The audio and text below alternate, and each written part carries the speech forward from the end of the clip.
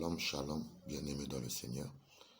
Nous bénissons encore le Seigneur pour cette opportunité qu'il nous donne encore à parler à son peuple. Alors, nous allons poursuivre notre enseignement sur la Pâque. Seigneur, notre Père, nous bénissons ton nom encore pour cette possibilité que tu nous donnes à parler encore à travers ces moyens, Seigneur, de vidéo et audio pour partager à ton peuple, Seigneur mon Dieu. Merci d'édifier, d'exhorter, Seigneur, de consoler à travers cette parole, Seigneur, cet enseignement. Tire gloire en tout et pour tout Père, au nom puissant de Jésus. Amen. Alors, donc, la dernière fois, nous avons commencé à parler de la Pâque. Nous avons défini ce que c'est la Pâque. Nous avons essayé de montrer la signification ou la portée prophétique de cette fête. Voilà. Et aujourd'hui, sans pourtant revenir sur ce qu'on avait dit, nous allons aller sur un autre point. Nous allons parler de la puissance de cette fête-là. Quels étaient les points saillants de cette fête et quelles sont ses répercussions spirituelles sur nous, l'Église du Seigneur. Alors, nous allons voir que Pharaon ne voulait pas laisser le peuple aller, malgré les 9 plaies que Dieu, à travers Moïse, avait frappé l'Égypte. Alors Dieu va décider de faire quelque chose qui va faire capituler le Pharaon. Alors, le diable nous a longtemps gardés sous la servitude. Mais cela ne va plus durer longtemps, bien-aimés dans le Seigneur. Car Dieu va faire quelque chose de nouveau. Vous voyez que dans Exode chapitre 11, verset 7, la Bible dit « Mais parmi tous les enfants d'Israël, depuis les hommes jusqu'aux animaux, pas même un chien ne remuera sa langue, afin que vous sachiez quelle différence l'Éternel fait entre l'Égypte et Israël. » Donc la Bible est en train de nous montrer que ici que Dieu fait la différence entre l'Égypte et entre Israël. Vous voyez qu'il y a des choses, quand Moïse est venu, il a commencé à faire des miracles, il a transformé le bâton en serpent. Les magiciens de Pharaon aussi l'ont fait bien aimer. Voilà. Donc, au point où Pharaon disait, mais qu'est-ce que tu fais d'extraordinaire que moi, mes magiciens ne peuvent pas faire?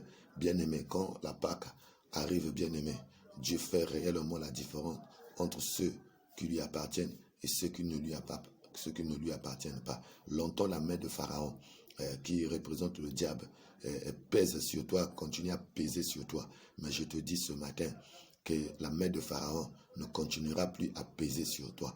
La main du diable, des démons, des esprits méchants ne continuera plus à peser sur toi, bien-aimé, parce que l'Éternel va faire la différence entre toi et entre ces démons, entre toi et les puissances de ténèbres.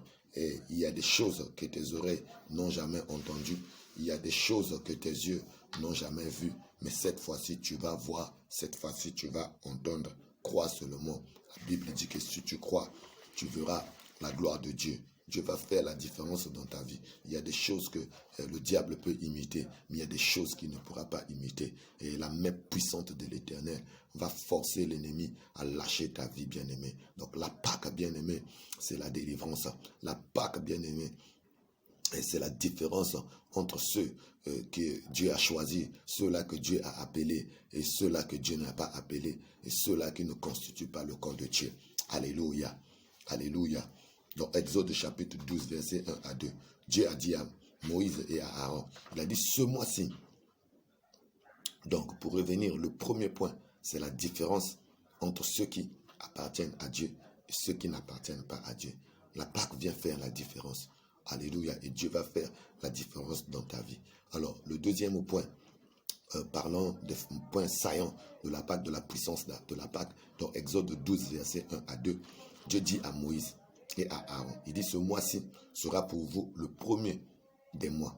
Donc Dieu a reconsidéré le calendrier d'Israël. Le mois de Nissan, qui est le mois de mars à avril, est devenu le premier de l'année par rapport aux Juifs. Donc la Pâque, bien aimée, annonce un nouveau départ. Alléluia. Un nouveau départ de ta vie. La Bible dit dans 2 Corinthiens, chapitre 5, verset 17, si quelqu'un est en Christ, il est une nouvelle créature. Les choses anciennes sont passées et voici toutes choses sont devenues nouvelles. Donc quand la Pâque arrive, bien aimé, c'est la nouvelle et vie, c'est un nouveau départ. Si les gens avaient dit que tu étais fini, je te dis que tu n'es pas fini, ça ne vient que commencer parce que quand Christ vient dans la vie de quelqu'un, c'est un nouveau départ. Et j'annonce un nouveau départ dans ta vie. Si tu as échoué plusieurs fois, bien-aimé, cette fois-ci, fais confiance à l'Éternel. Confie-toi au Seigneur Jésus. Tu verras que les choses vont aller. Tu verras que les choses vont marcher. Alléluia. Donc c'est un nouveau départ. Et tu es devenu une nouvelle créature. Les choses anciennes sont passées et voici toutes choses sont devenues nouvelles. Tu peux recommencer une nouvelle vie avec le Seigneur.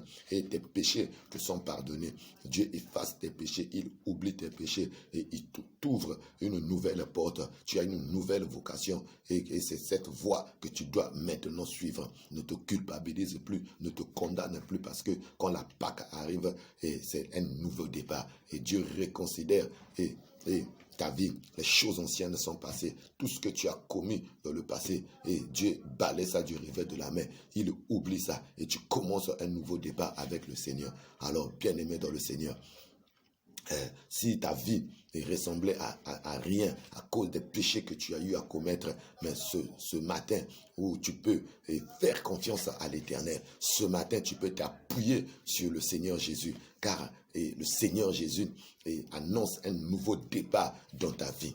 Alléluia, alléluia, c'est ça la Pâque bien-aimée. Dans Exode 12, versets 3 à 6. Là-bas, on parle de l'agneau immolé, l'agneau que les enfants d'Israël devaient tuer pour prendre la marque du sang et mettre sur les linteaux des portes. Bien aimé, la Pâque, c'est la substitution. Quand la Pâque arrive, c'est la substitution. Dans la Pâque, il y a échange, bien aimé. Qu'est-ce qui devait se passer?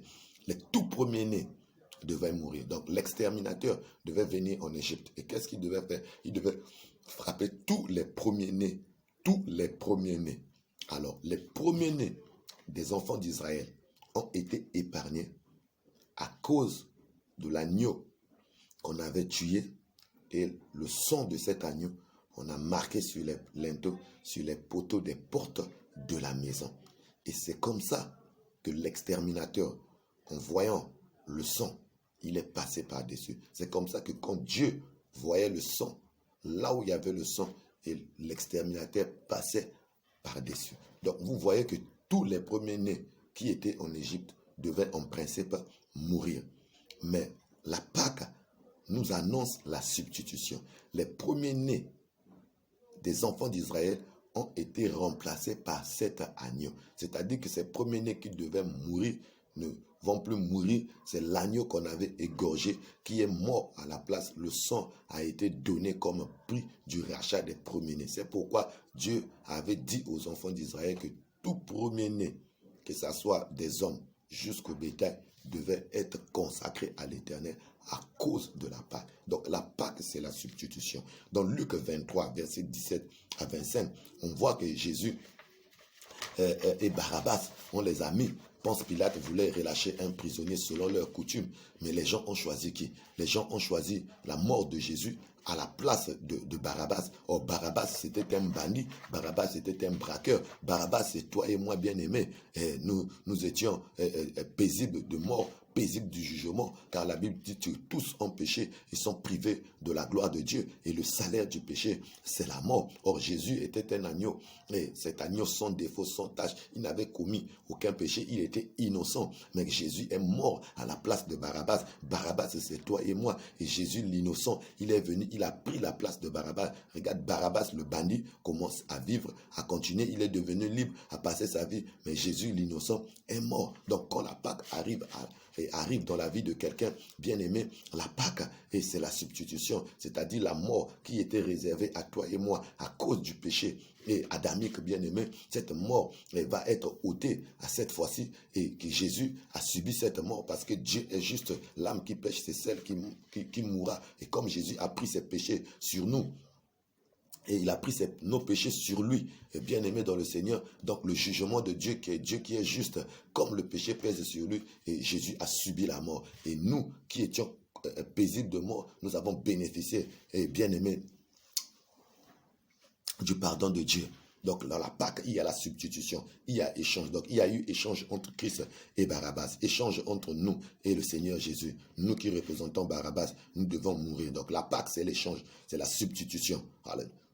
Barabbas qui méritait la mort, mais Dieu, dans son amour, a donné une autre personne à la place de Barabbas. Et cette personne, c'est le Seigneur Jésus. La Bible dit que Christ s'est fait malédiction afin que nous puissions hériter la bénédiction. C'est ça la Pâque. La Pâque, c'est la substitution. Et celui qui devait mourir ne meurt plus. C'est maintenant celui qui ne devait pas mourir qui commence à mourir. Alléluia. Allons dans Exode 12, verset 11. Là-bas, la Bible montre qu'Israël devait manger la Pâque en ayant les reins sains, les souliers aux pieds et les bâtons à la main. Ils devaient manger cela à la hâte. Cela annonçait quoi? Cela annonçait l'imminence de départ. Cela annonce la délivrance. La Pâque, bien aimé, annonce la délivrance. C'est-à-dire qu'ils devaient sortir en hâte. Ils devaient manger les reins sains et leurs souliers à la main, leurs bâtons et leurs souliers aux pieds, leurs bâtons à la main. Donc, ils devaient manger ça vite, vite. Donc, cette façon de manger-là annonçait le départ imminent, bien aimé. La Pâque, c'est la délivrance, comme nous l'avons dit. Et alléluia. Tu dois sortir, sois prêt. Bien-aimé dans le Seigneur, parce que le Seigneur est prêt de faire une nouvelle chose. Tu ne resteras pas dans cette situation. Crois à la puissance et de la Pâque. Crois à la puissance de l'immolation de l'agneau, bien-aimé. Tu ne resteras pas dans cette condition. Tu seras libre. La Bible dit, vous connaîtrez la vérité et la vérité vous rendra libre. La vérité chez Jésus-Christ de Nazareth. Le Fils de l'homme est venu dans le monde pour sauver ce qui était perdu. Le Fils de l'homme est venu dans le monde pour nous libérer, bien-aimé. Et sache-le que tu ne resteras pas et ainsi dans cette situation. Tu sortiras de cette situation. Alléluia. Le 5e point. Exode 12, verset 12 à 13. Et puis le verset 22. La Pâque, bien-aimé, annonce la destruction de tous tes ennemis. Dieu va frapper tes ennemis, bien-aimés. Alléluia. Dieu va frapper tes ennemis. Et c'est ce qui s'est passé en Égypte. La Bible déclare qu'à la croix, Christ a vaincu Satan. Et à la croix, et les dominations, les puissances de ténèbres, bien-aimés. Et à travers son sang, bien-aimé, les dominations et les autorités, les puissances de ténèbres ont été publiquement livrées en spectacle, bien-aimé. Et le sang de Jésus nous sert de couverture. De la même manière que ce sang avait servi, et bien-aimé dans le Seigneur, de protection aux enfants d'Israël, ce sang aussi nous sert de protection et nous épargne de la destruction. Bien aimé, regardez ce qui s'est passé à Jéricho. Et Rahab, qui était dans la maison avec sa famille, ont été épargnés de la destruction, bien aimé. Donc la Pâque annonce la destruction de nos ennemis. Quand la Pâque arrive, c'est des cris, c'est des lamentations, bien aimé. Et il y a eu des grands cris dans le camp du diable. Il y a eu des grands cris dans le camp des enfants et dans le camp des Égyptiens. Et il y a eu la paix dans le camp d'Israël. Bien-aimé, tes ennemis vont être détruits. Tous ceux qui s'érigent contre toi, tous ceux qui se lèvent contre toi, tous ces esprits qui parlent contre toi, ceux qui profèrent des paroles et sur des autels sataniques contre toi pour détruire ta vie. Je dis, bien-aimé dans le Seigneur, crois à la puissance de la Pâque. Et quand la Pâque, la puissance de la Pâque est manifestée, bien-aimé, c'est la destruction de tes ennemis. Tous tes ennemis que tu vois, tu ne les verras plus jamais. Au nom de Jésus de Nazareth. Dis Amen avec moi. Alléluia. Alléluia. Il y a eu des grands cris en Égypte. Il y a eu des grands cris en Égypte. Je te dis bien aimé, il y aura des grands cris dans le camp de tes ennemis. Ceux qui veulent te voir mourir, être détruits, il y aura des grands cris dans le camp de l'ennemi. Et ceux qui veulent voir l'église être détruite, et ils vont avoir des grands cris dans leur camp. Et ils vont capituler. Alléluia. Alléluia. Oui, au verset 30 de Exode 12. Et Pharaon a capitulé. La Pâque annonce la capitulation de tes ennemis. Ceux qui avaient tenu, ils vont lâcher prise parce que quand la puissance de la Pâque est annoncée et qui est la mort de Jésus à Golgotha, rien ne peut résister. Les puissances de ténèbres sont ébranlées, bien-aimés. C'est la capitulation de tes ennemis. Alléluia. Notre commandant, le Seigneur Jésus a vaincu leur commandant Satan. Alléluia. Et ils vont capituler, ils vont céder, ils vont lâcher. Pharaon a dit non, partez, bénissez-moi. Alléluia. Il a capitulé. Lui qui disait qu'il était fort, lui qui disait qu'il résistait. Cette fois-ci, il a dit partez, bénissez-moi. Et bien aimé, tes ennemis vont capituler devant toi. Ils ont tenu cette fois-ci. Ils vont lâcher. Alléluia. Alléluia. Pharaon a lâché prise. Il a réclamé même la bénédiction. Et c'est toi qui vas bénir maintenant tes ennemis. Alléluia. La Pâque, c'est la supériorité sur nos ennemis. Vous voyez que celui qui était supérieur est devenu inférieur. Alléluia. Et Pharaon qui se voyait supérieur à Moïse, cette fois-ci, il a dit à Moïse, bénissez-moi. Et tes ennemis qui se voient supérieurs à toi, et cette fois-ci, c'est toi et qui va être supérieur à eux. Alléluia. Car quand le Jésus vient dans la vie de quelqu'un, il y a transfert de pouvoir et il y a changement de position. Oui, et celui qui est en nous est plus fort, est plus puissant que celui qui est dans le monde. Si hier, bien aimé, tu étais sous la domination de Satan, mais quand Jésus vient dans ta vie, alléluia, il y a changement de position. Et car Jésus a été élevé au-dessus des dominations et des autorités. Et nos vies sont cachées avec Christ en Dieu dans les lieux célestes. Donc en Christ, et bien aimé, nous avons la même position avec notre Seigneur Jésus, la position au-dessus des dominations et des autorités. Et nous régnons maintenant, nous sommes dans la position des lieux élevés et nous pouvons ordonner les choses sur la terre. Alléluia. C'est ça la Pâque, bien aimé. Oh, la Pâque est une puissance. Alléluia. Tes ennemis vont capituler. Et la Pâque, bien aimé, annonce le dépouillement de tes ennemis. Regardez, et quand les enfants d'Israël commençaient à partir, la Bible dit Dieu a disposé les cœurs des femmes égyptiennes. Ils ont pris des richesses, ils ont dépouillé les Égyptiens. Et eux-mêmes, ils prenaient de l'or, de l'argent, ils leur donnaient, allez, partez. Ils les ont même chassés, bien-aimés. Tout ce que le diable t'a volé, il va le restituer. Parce que les enfants d'Israël, ils ont travaillé, ils ont construit l'Égypte, ils ont bâti les villes comme les Ramsès, ils ont bâti ces villes-là. Ils travaillaient durement, ils ne mangeaient pas. Le dur labeur de leur travail, ils n'ont pas pu manger ça. Mais cette fois-ci, quand la Pâque arrive, la délivrance arrive, bien-aimé, Dieu va te sortir avec tes biens, avec tout ce que le diable t'a volé. Tout ce que le diable t'a volé, il va le restituer. Tu vas sortir avec tes biens. Alléluia. Alléluia. Oh, c'est le transfert des richesses. Verset 35 à 36. Quand la Pâque arrive, c'est le transfert des richesses. Alléluia. Même les richesses qu'il avait pris et qui n'étaient pas de toi. Et parce qu'il avait volé ça. Alléluia. Et il avait gardé ça captif. Dieu va transférer. Il va transférer. Il va transférer. Parce que les cieux et la terre sont à l'Éternel. Il donne à qui il veut au fils du royaume. Amen. Amen.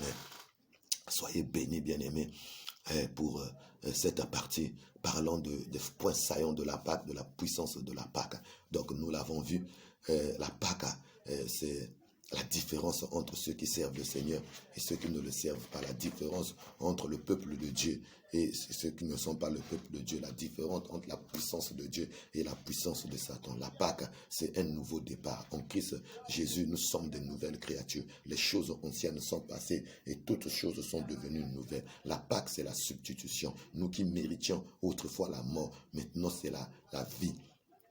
Et Jésus est mort à notre place et nous qui devions mourir, nous bénéficions de la vie, de la grâce qui vient de la part du Seigneur Jésus. La Pâque, bien-aimé, c'est l'annonce d'un départ imminent, c'est-à-dire que ta délivrance est imminente, elle ne tardera plus, bien-aimé. Pour certains, ils l'ont déjà. Pour toi qui ne l'a pas encore, et tu vas voir cette délivrance, bien-aimé. Mais sache que nous sommes déjà délivrés des puissances des ténèbres. Christ nous a transportés dans le royaume de lumière. Alléluia. Donc cette délivrance de la mort, de la condamnation éternelle est déjà acquis en Christ Jésus. Et s'il y a des choses qui ne marchent pas dans ta vie, tu sens comme des pesanteurs dans ta vie, bien-aimé, cette délivrance que nous avons acquise déjà va être matérialisée, concrétisée dans ta vie. Tu vas voir ça et ça va être imminent. Ça ne tardera pas parce qu'en Christ, nous sommes libres, bien-aimés dans le Seigneur.